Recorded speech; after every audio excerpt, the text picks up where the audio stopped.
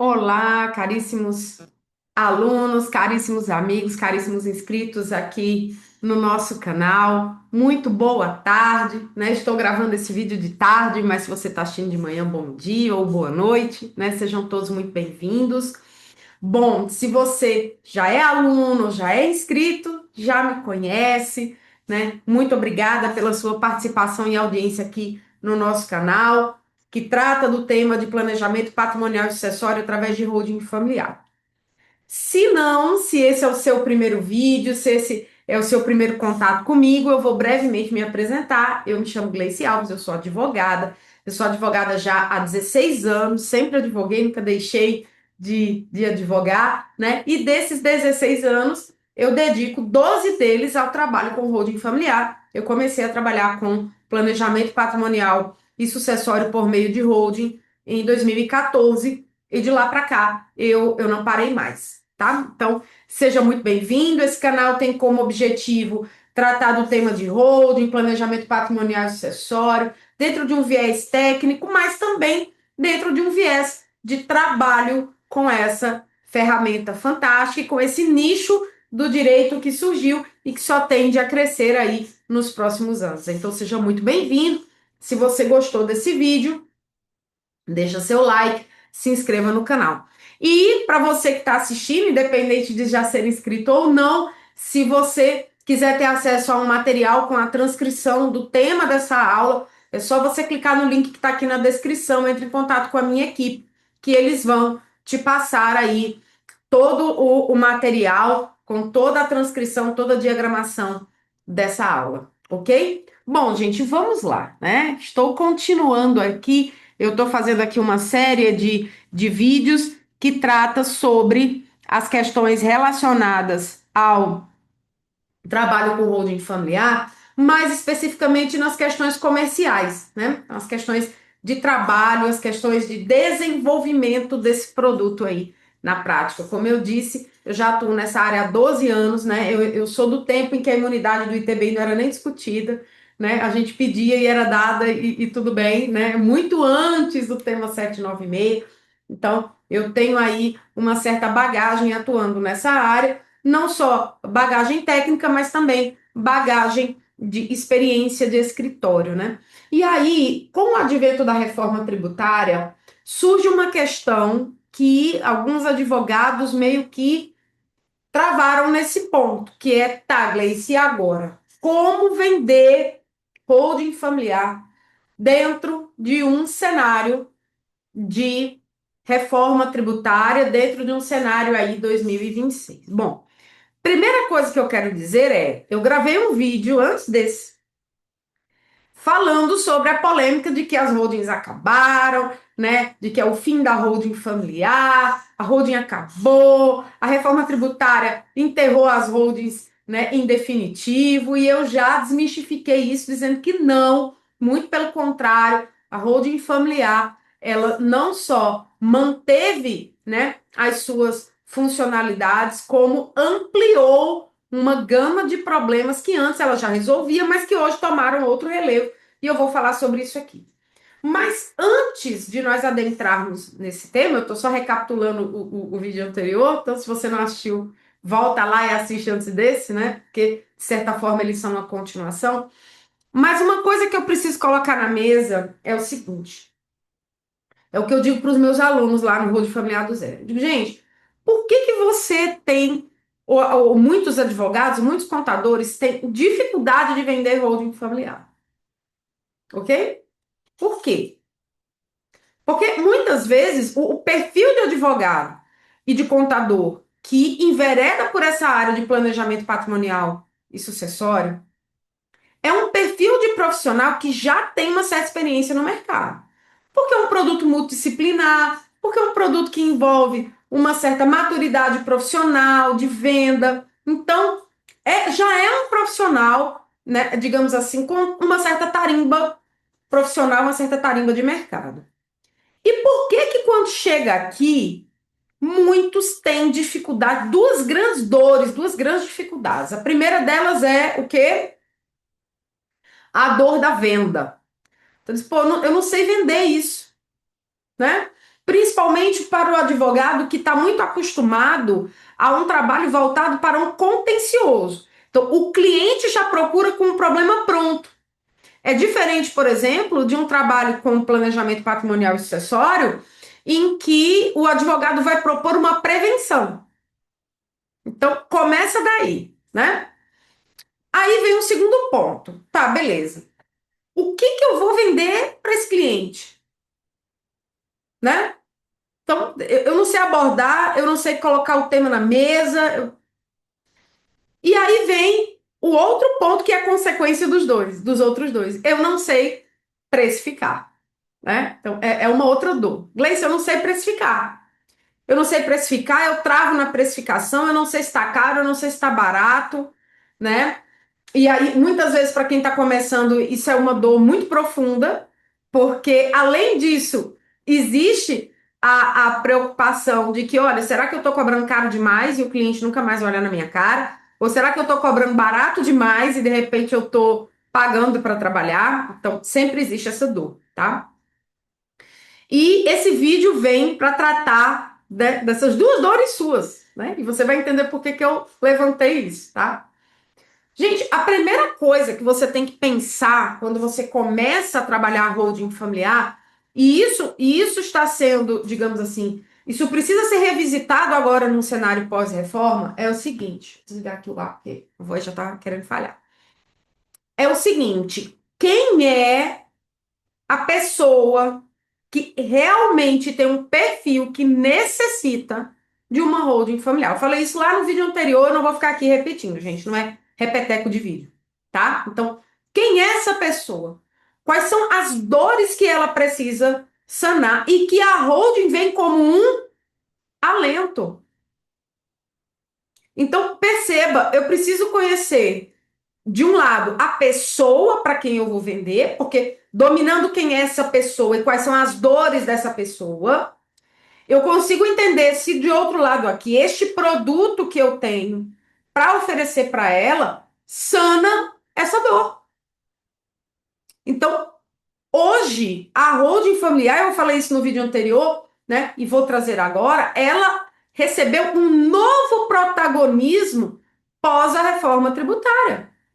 Ela já resolvia um problema sucessório antes, ela continua resolvendo agora. Ela já resolvia um problema de receita locatícia, uma menor tributação da receita locatícia. Ela agora resolve isso muito melhor, ok? Especialmente para quem é contribuinte na física de IBS-CBS, tá? E ela agora passou a resolver um segundo problema que antes sequer o quê? Existia. Esse problema passou a existir no final do ano passado, que é a tributação das altas rendas.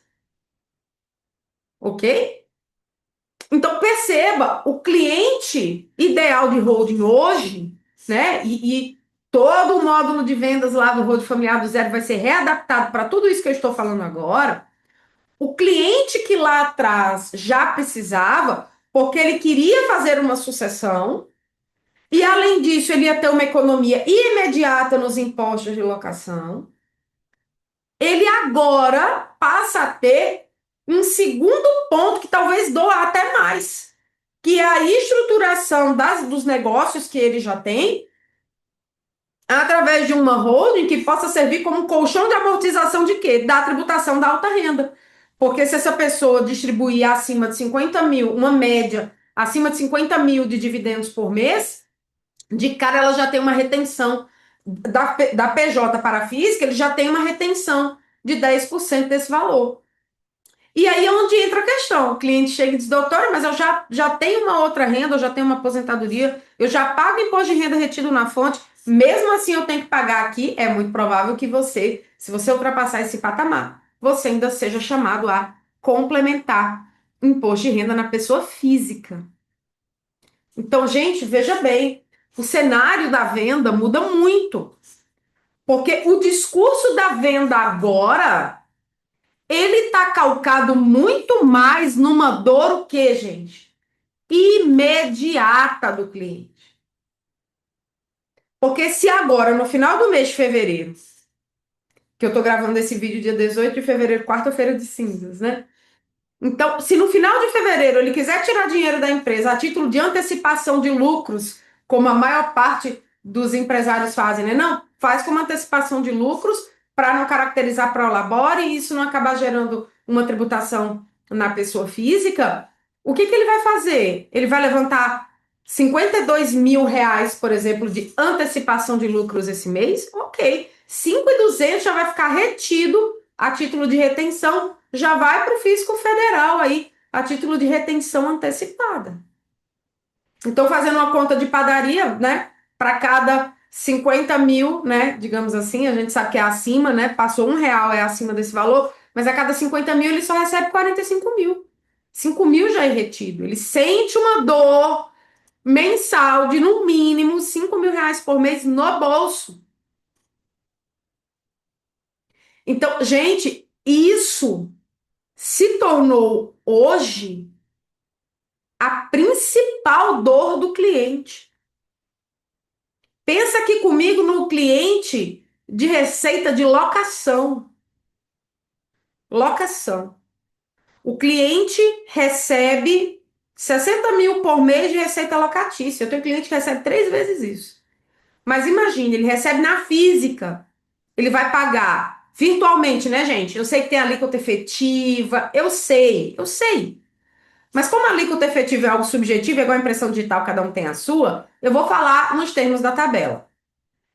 Como o cliente ele está sujeito a uma tabela progressiva de até 27,5, ele vai pagar de cara 27,5, né? Digamos assim, está sujeito a uma tabela que pode chegar a 27,5 de imposto de renda na pessoa física, mais 8,4 de IBS-CBS se for locação residencial comercial e até 16,8% se for uma locação de aluguel por temporada, né? Aquela das plataformas Airbnb, Booking e por aí vai, tá?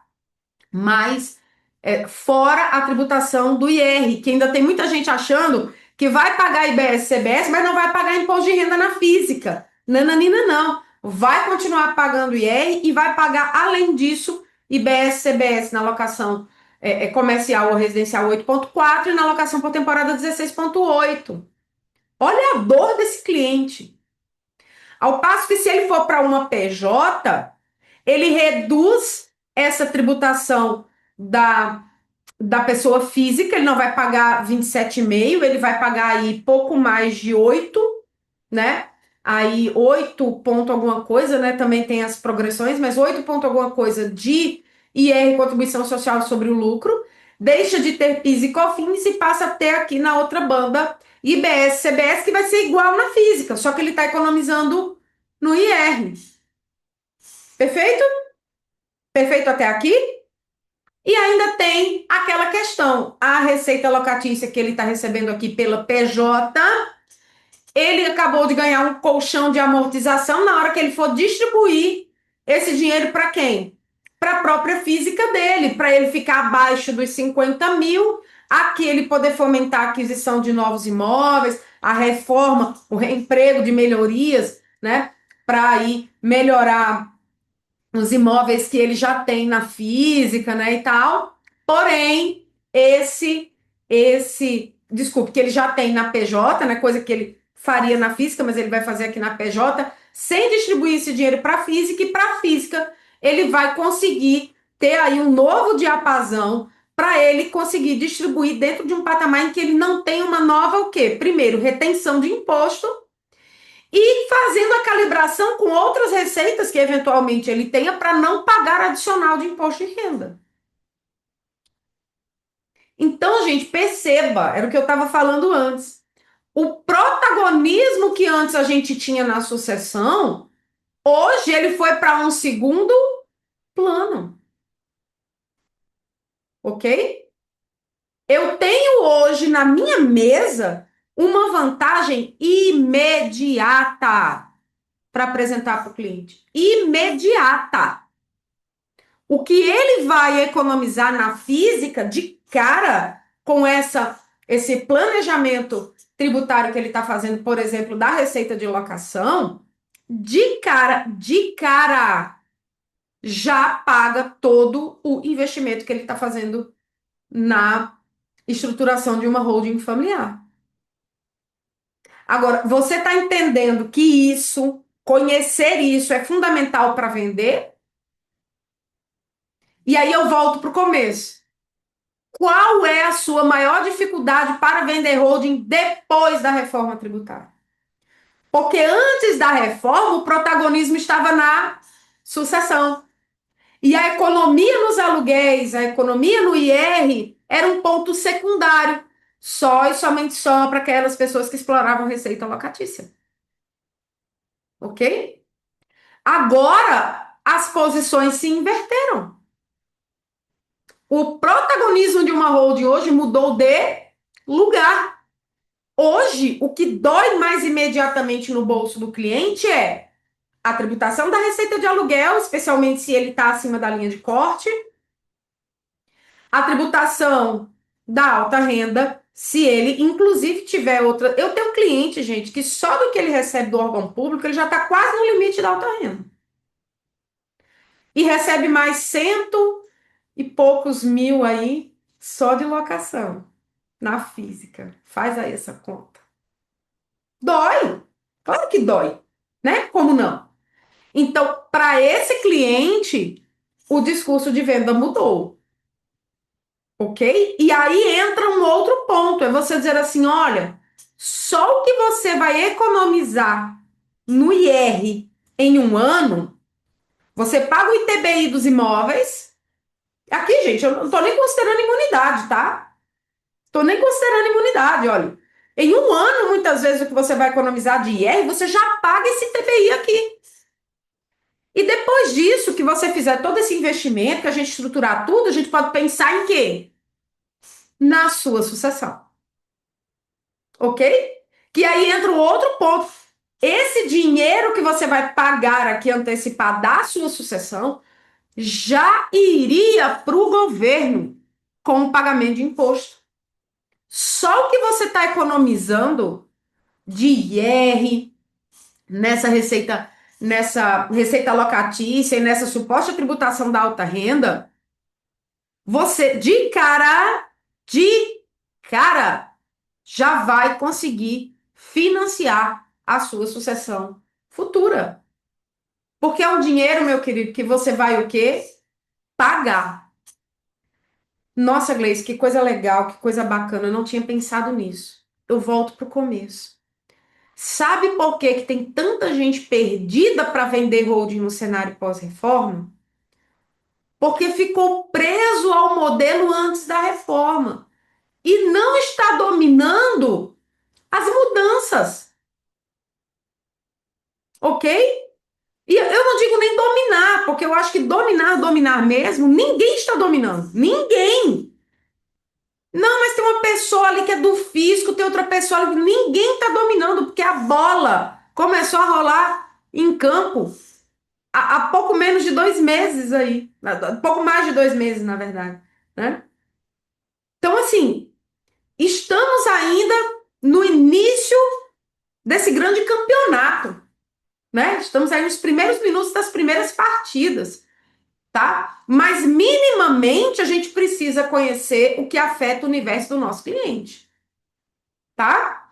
Por quê? Porque entendendo quem é o cliente, quem é o perfil do cliente ideal, o novo perfil de cliente ideal, porque perceba, o novo perfil de cliente ideal de holding familiar deixou de ser aquela pessoa exclusivamente preocupada com sucessão. Passou a ser a pessoa que, além do problema sucessório, tem um problema de receita e de imposto de renda. Ok? Antes a gente não se preocupava com distribuição de dividendos. Hoje esse problema está na nossa mesa. Ele está doendo onde? No bolso do cliente. Tá? Então, antes a gente tinha o cliente já mais velho, com uma certa idade, preocupado com a sucessão do patrimônio, preocupado em não deixar problema de inventário para os filhos. Hoje, a gente tem um cliente mais jovem que não quer, por exemplo, o cliente que está aí na casa aí dos 45, 50 anos, que não quer ficar 30 anos pagando para o governo, além de tudo que já paga, 10% adicional sobre uma receita de um patrimônio que ele conquistou sozinho a custas do suor do próprio rosto.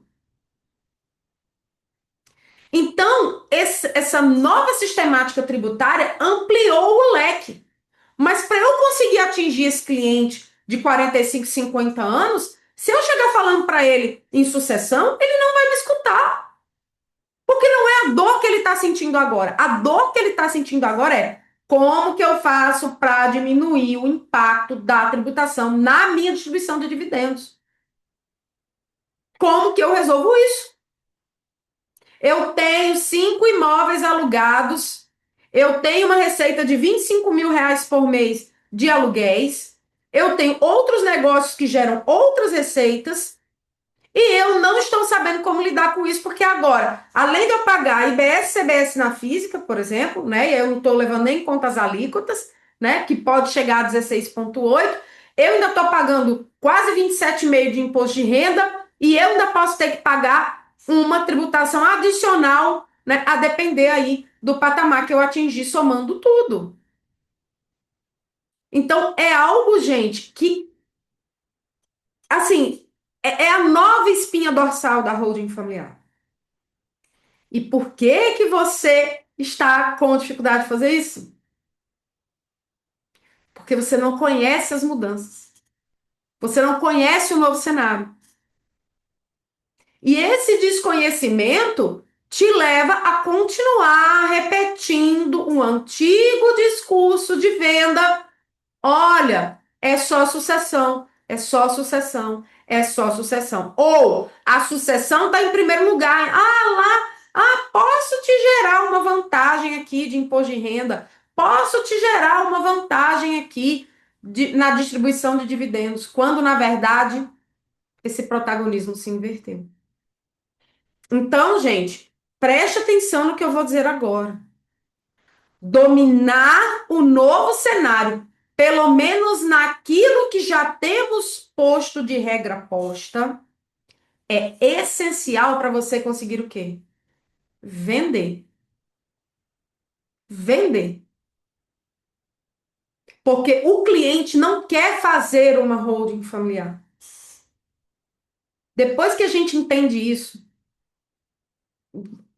seus resultados mudam exponencialmente. O cliente não acorda de manhã, levanta, lava o rosto, toma um banho, escova os dentes, assim, nossa, vou procurar um advogado, porque, cara, hoje eu acordei com vontade de fazer uma holding, nossa, tô a fim de pagar 100 mil para o advogado fazer uma holding para mim. Gente, isso não existe. O cliente levanta e diz assim, cara, não é possível. Eu preciso tirar 50 mil da minha empresa agora, no final do mês, porque eu quero fazer uma viagem na pessoa física, porque e quem tá viajando é a pessoa física, eu preciso pagar, porque eu quero trocar o meu carro, porque eu quero isso, porque eu quero aquilo. Mas se eu tirar acima de 50 mil, o fisco já vai abocanhar 10.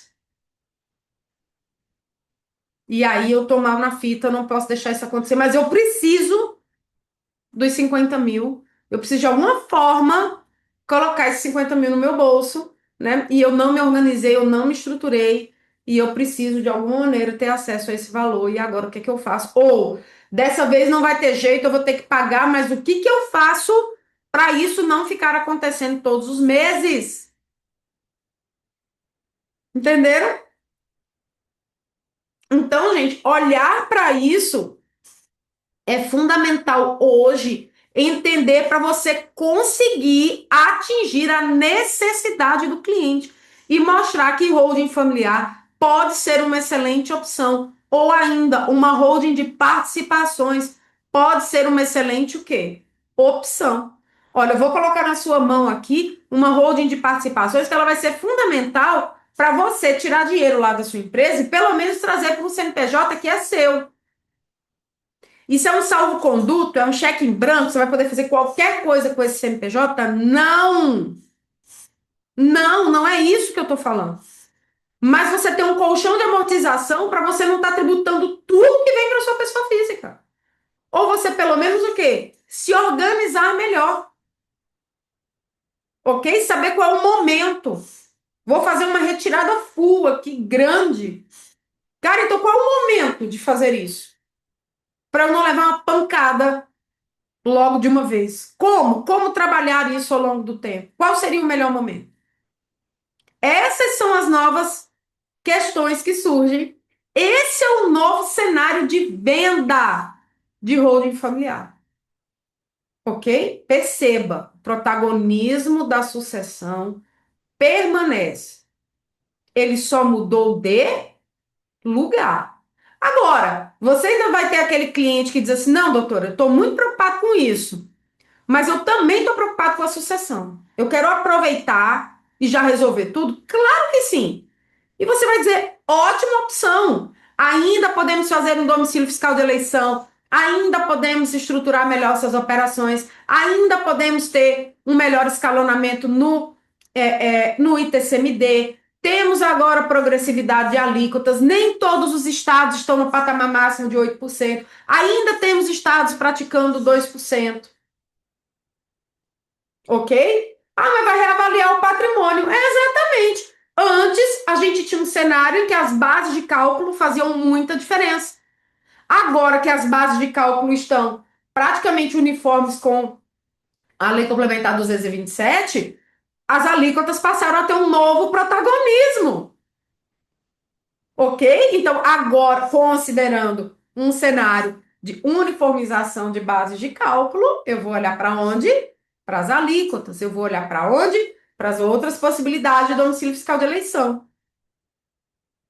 E aí você consegue se destacar dentro de um discurso de vendas arrojado, realista e principalmente que não promete a terra do nunca, né? Minha filha está na fase da historinha do Peter Pan. Então você não vai prometer a terra do nunca para o cliente. Você vai prometer algo sólido, você vai prometer algo mais real, ok? Então, gente, atenção para isso. Quer melhorar o seu discurso de venda? Entenda sobre o seu produto e entenda sobre as dores do cliente. Que dores passaram a ser mais relevantes para o meu cliente no cenário da reforma tributária. O que está doendo mais hoje? Entendeu? Qual é? E aí você vai olhar para a Hold e vai dizer: a Hold resolve isso? Não, ela não resolve isso, mas ela resolve isso. Opa, o meu novo discurso de venda tem que estar calcado nesses 5 pontos, essas 5 principais dores, por exemplo, do cliente, que eu consigo sanar através da holding familiar. Ou não. Olha, dessas 5 que o senhor está me relatando aqui, eu consigo resolver muito bem 4. Essa quinta não dá mais. Mas essas 4 eu consigo. Pô, de 5, você resolve 4, ok? Então, gente, vamos juntos. A gente tem uma maratona para correr em sede de reforma, em sede de reajuste de holding familiar, um novo cenário, novos discursos de venda, novas possibilidades, novas dores que vão surgindo dos clientes, novas possibilidades de trabalho com holding, tá? Nós temos uma maratona aí. 2026 nos aguarda, mas é fundamental que você domine o novo cenário. Se você não dominar o novo cenário, infelizmente, você não vai conseguir alcançar de forma genuína o que o cliente quer de você. Talvez você tenha um excelente produto nas mãos, mas pelo fato de você não conseguir se alinhar, se comunicar com o cliente da forma correta, ele não consiga ver vantagem no que você está oferecendo e vá procurar solução em outro lugar. Perfeito? Bom, meus amigos, era essa a mensagem deste vídeo. Continue aqui no canal. Se você já está inscrito, muito obrigada. Se você não está inscrito e esse conteúdo fez sentido para você, se inscreva no canal. E se você quer ter acesso a todo esse material, toda essa transcrição da live, é só entrar em contato aqui com a minha equipe no link aqui abaixo que você vai receber no seu WhatsApp, ok? Queridos, muitíssimo obrigada. Até o nosso próximo vídeo. Tchau, tchau.